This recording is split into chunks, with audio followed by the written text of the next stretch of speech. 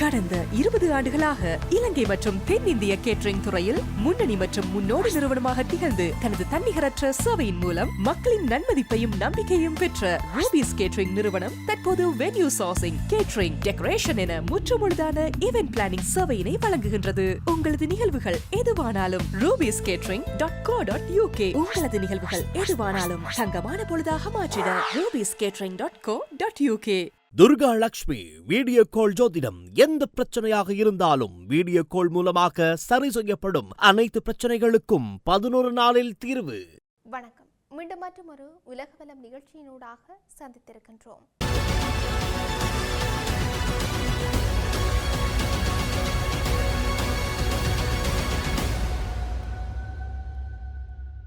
அமெரிக்க அதிபர் Donald Trump பழமைவாத எழுத்தாளரும் ரேடியோ தொகுப்பாளருமான மைக்கேல் சாவேஜ் பிறப்பு வழி குடியுரிமை குறித்து பதிவிட்ட ஒரு சர்ச்சைக்குரிய கருத்தை பகிர்ந்திருக்கின்றார்.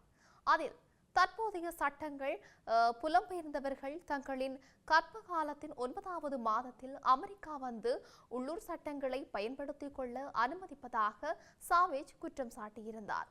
மைக்கேல் சாவேஜின் எந்த கருத்தை டொனால்ட் ட்ரம்ப் பகிர்ந்திருக்கின்றாரோ அதில் இங்கே ஒரு குழந்தை பிறந்தவுடன் குடிமகனாகி விடுகின்றது. அதன் பிறகு அவர்கள் முழு குடும்பத்தையும் சீனா அல்லது இந்தியா அல்லது பூமியின் வேறு ஏதேனும் ஒரு நகரத்திலிருந்து இங்கே அழைத்து வருகின்றார்கள் என்று தெரிவிக்கப்பட்டிருக்கின்றது.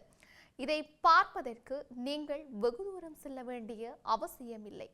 இங்கே இப்போது ஆங்கிலம் பேசப்படுவதில்லை என்றும் தெரிவித்திருக்கின்றார். டொனால்ட் ட்ரம்பின் இந்த பதிவிற்கு பிறகு எதிர்க்கட்சியான காங்கிரஸ் கட்சி இதற்கு கடுமையான எதிர்வினையை ஆற்றியிருக்கின்றது.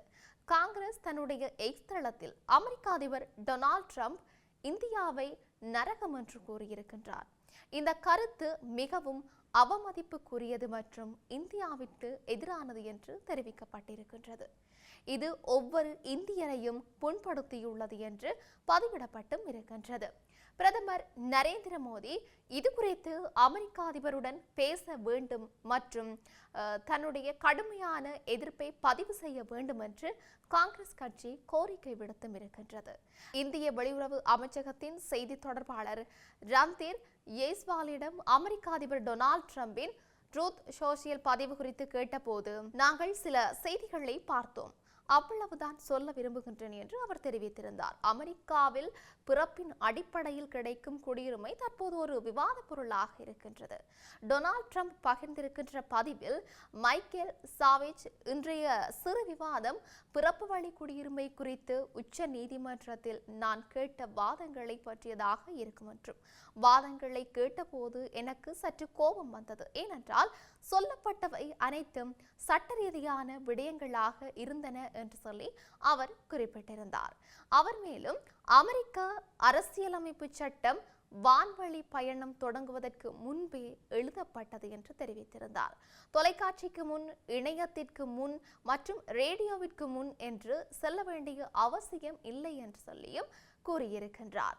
தொடர்ந்து அந்த பதிவில் பகிரப்பட்ட உரையில் புலம்பெயர்ந்தவர்கள் காரணமாக அமெரிக்க மக்களுக்கு வேலை கிடைப்பதில் சிக்கல்கள் ஏற்படுகின்றன, புலம்பெயர்ந்தவர்கள் அமெரிக்கர்களின் உரிமையை பறிப்பதாக அவர்கள் கருதுகின்றார்கள் என்று எழுதப்பட்டும் இருந்தது. இதை பார்ப்பதற்கு நீங்கள் வெகு தூரம் செல்ல வேண்டிய அவசியமில்லை, இங்கே இப்போது ஆங்கிலம் பேசப்படுவதில்லை என்றும் தெரிவித்திருந்தார். இன்று வரும் புலம்பெயர்ந்த வகுப்பினருக்கு இந்த நாட்டின் மீது எந்த விசுவாசமும் இல்லை, இது முன்னரும் எப்போதும் இருந்ததில்லை என்றும் தெரிவித்திருக்கின்றார்.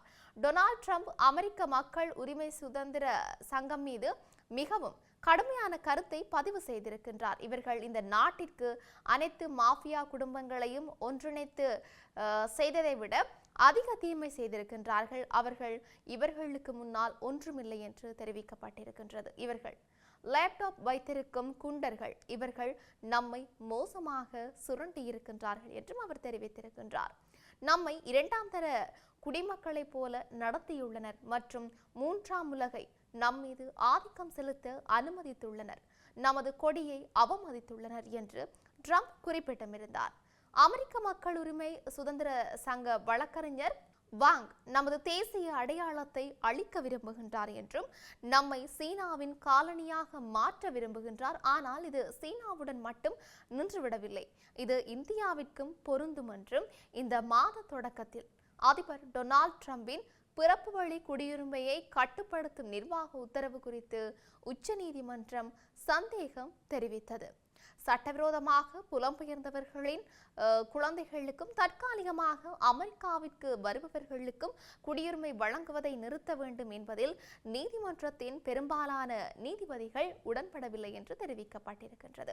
சட்டவிரோத குடியேற்றத்தை கட்டுப்படுத்த பிறப்பு வழி குடியுரிமையை கட்டுப்படுத்துவது அவசியம் என்று டொனால்ட் ட்ரம்ப் அரசு வாதிடுகின்றது. இதன் மூலம் ஒரு நூற்றாண்டுக்கும் மேலான பாரம்பரியம் தலைகீழாக மாறும் என்று அவரது எதிர்ப்பாளர்கள் கூறுகின்றார்கள். டொனால்ட் ட்ரம்பின் இந்த பதவிக்கு பிறகு இந்தியாவில் எதிர்க்கட்சிகள் தரப்பிலிருந்து கடுமையான எதிர்வினை எழுந்திருக்கின்றது. டொனால்ட் ட்ரம்பிடம் மோடியால் எதையும் சொல்ல முடியும் என்று எதிர்பார்க்க முடியாது. டொனால்ட் ட்ரம்ப் தொடர்ந்து இந்தியாவை பற்றி அவதூறான கருத்துக்களை கூறி வருகின்றார். மோடி அமைதியாக கேட்டுக்கொண்டிருக்கின்றார். நரேந்திர மோடி ஒரு பலவீனமான பிரதமர், முழு நாடும் இதற்கான பலனை அனுபவித்துக் கொண்டிருக்கின்றது என்று காங்கிரஸ் கூறியிருக்கின்றது. காங்கிரஸ் தலைவர் சுப்ரியா ஸ்ரீநேத் இந்தியாவை நரகம் என்று சொல்ல டொனால்ட் ட்ரம்பிற்கு எவ்வளவு தைரியம் என்று கேள்வி எழுப்பியிருக்கின்றார். இந்தியர்களை லேப்டாப் கேங்ஸ்டர்கள் என்று சொல்ல அவருக்கு எவ்வளவு துணிச்சல் என்று சொல்லியும் அவர் கேள்வி எழுப்பியிருக்கின்றார்.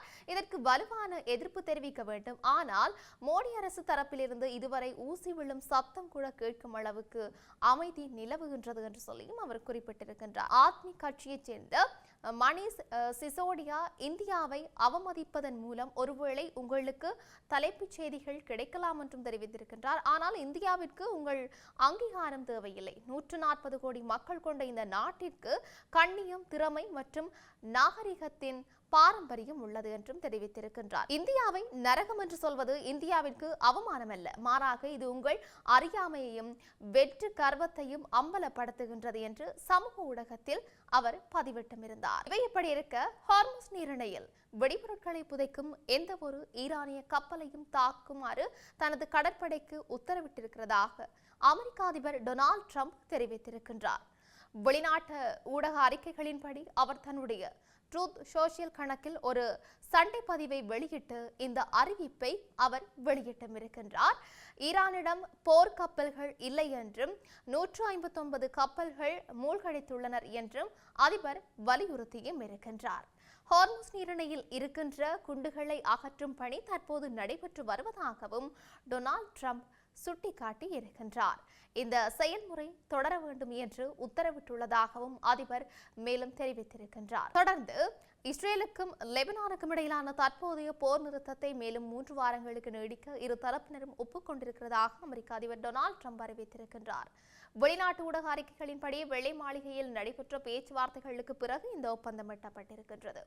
வியாழக்கிழமையன்று அமெரிக்காவில் உள்ள இஸ்ரேலிய மற்றும் லெபனான் தூதர்களுக்கு இடையே நடைபெற்ற சந்திப்பு மிகவும் வெற்றிகரமாக அமைந்தது என்று அமெரிக்க அதிபர் சுட்டிக்காட்டியும் இருக்கின்றார். கடந்த வெள்ளிக்கிழமை தொடங்கிய 10 நாள் போர் நிறுத்தம் அடுத்த திங்கட்கிழமை முடிவடைய இருந்த நிலையில் இந்த புதிய ஒப்பந்தத்தின் மூலம் அதை தொடர முடிந்துள்ளது என்பதும் இங்கு குறிப்பிடத்தக்க ஒரு விடயமாக இருக்கின்றது. இப்படி இருக்க உலகளவிய ரீதியில் இன்னும் என்னெல்லாம் நடக்கப் போகின்றது என்று நாங்களும் பொறுத்திருந்து பார்க்கலாம்.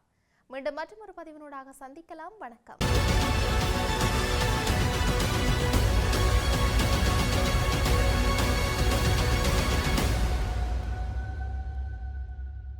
துர்கா லட்சுமி வீடியோ கால் ஜோதிடம் எந்த பிரச்சனையாக இருந்தாலும் வீடியோ கால் மூலமாக சரி செய்யப்படும். அனைத்து பிரச்சனைகளுக்கும் 11 நாளில் தீர்வு.